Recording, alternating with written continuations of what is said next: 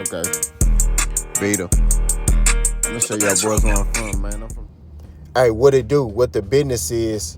Word on the street, boss know how the handle is. It's the big boss out, boss down, can't poke through the door. Here to talk to this boxer. Fucking in my soliloquy. Remember, tough times don't last, good people do. Don't off yourself. Call them in if I line, maybe you matter. Peak game, peak game. 84s on what? Swing.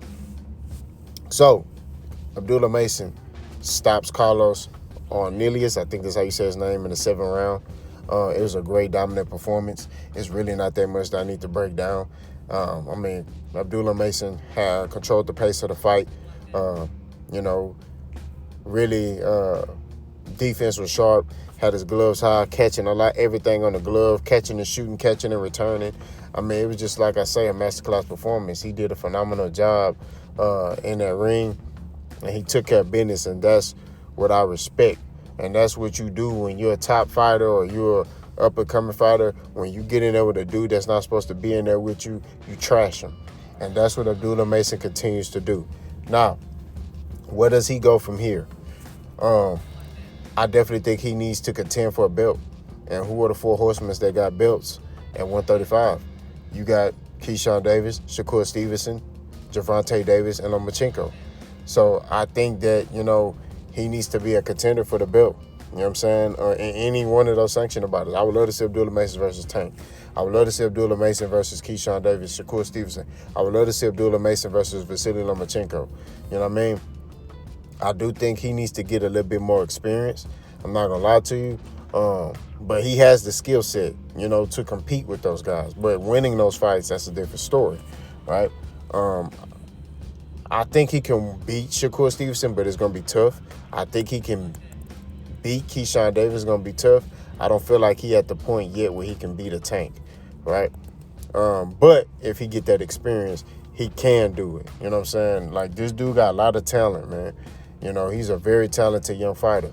You know what I mean? And I want to see him start contending for championships. You know what I mean? So we shall see. I think Jay Prince is his manager, if I'm not mistaken. So he can make Shakur, versus Abdullah Mason. You know what I mean? But I doubt that's going to happen.